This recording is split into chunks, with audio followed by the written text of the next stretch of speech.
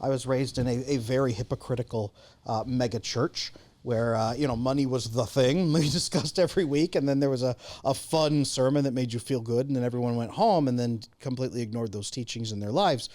I was raised in that. And when my son was born, I was 31, I think. By the time he was 2 years old, I remember thinking, I kind of want my son to go to heaven. I kind of want him to learn, but I also would like him to learn to be a good person. And I'd also like him to have a relationship with God as I have had a relationship with God. And I would kind of like to teach him that. How am I going to teach him that? And then I thought, well, what am I going to teach him? Well, how am I going to show him it's real? Well, who is he going to be around if it all looks fake? Well, what am I supposed to do? And I remember trying to figure all of that out on my own, and then it occurred to me, I was trying to invent religion. I was trying to invent a community. I was trying to invent a structure, a parish, a congregation, whatever word you want to use. I was trying to invent those things that already existed. So then it became, how can I find a place where my son can be immersed in the culture so that it becomes real to him, where he sees me and other people living it out, where he sees us relating to each other as Christians, where he can ask those questions of other people, where he can experience that with other people. Where can I take my son to learn the things I don't know? Otherwise, he will learn something. The idea in America is that if you don't teach your children a religion, they'll find their own answers. But no, people out there are going to indoctrinate them into their ideas, whether that's secularism, so you just legalism. Beat the crowd Well, you want to beat the crowd and teach your children at least what you have come to understand is real, and you also give them the choice to really explore. And here's the question for you, Adam. What if you got it wrong? So what if you taught your child, this is a loving faith, God loves you, do the right thing, live this fulfilling life. They have proper brain chemistry through all of their life.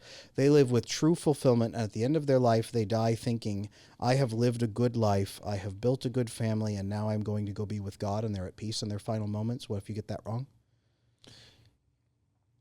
Yes. And they die like that peacefully. Uh-huh. Then what does it matter if you got it wrong?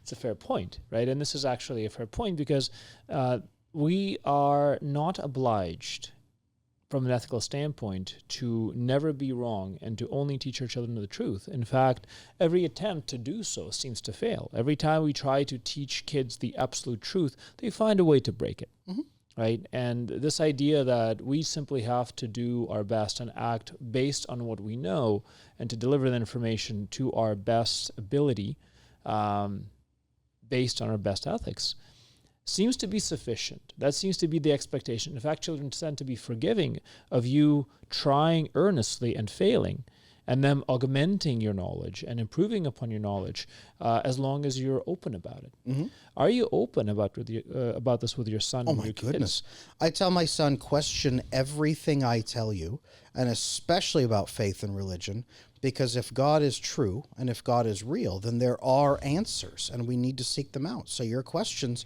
if God is real, they will only lead us deeper into our faith with God. Question everything. That is my first instruction to my son. So, Andre, let's make this more practical. I would love to hear from you because you're a little bit more of even a recent convert than I am. What have been the practical applications of religion in your life that have served you well? Maybe what has gone wrong even, but what has gone right since you have really merged with your new religious faith? So there are several parts of religion specifically that are very powerful to me. And the first part is this idea that we have an obligation to be good, that not being good is actually not an option. And this is something that most men struggle with. The biggest problem that most men have is that they put things off. They say, I will be good tomorrow. I will be good later today.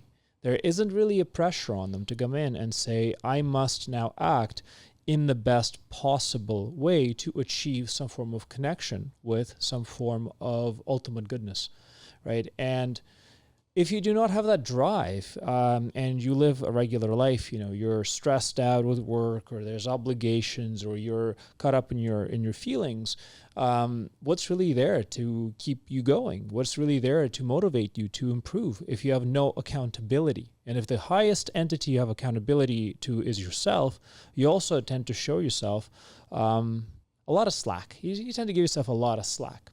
So that was a key part for me. I really also benefit significantly from the idea of sin, that there's such a thing as sin, and there's such a thing as something that damages your soul. And it damages your soul permanently if you do not take redemptive action. So the idea of redemption.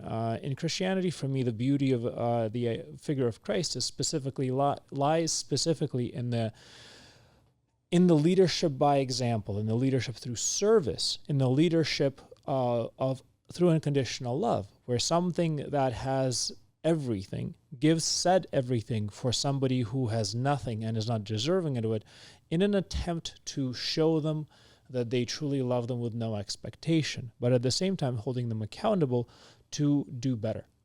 Those are wonderful, wonderful concepts psychologically that would drive a man forward. And in fact, in my kind of agnostic days, I remember a perpetual feeling of purposelessness, because looking into myself and being honest about myself, I could say that I was never good enough for me. I was never good enough to go out and say, I will motivate myself, because I would look at my life and I would say, well, I didn't. I'm not a, top performing at, Harvard. I am not a doctor. I am not many of these things. Why have I failed myself?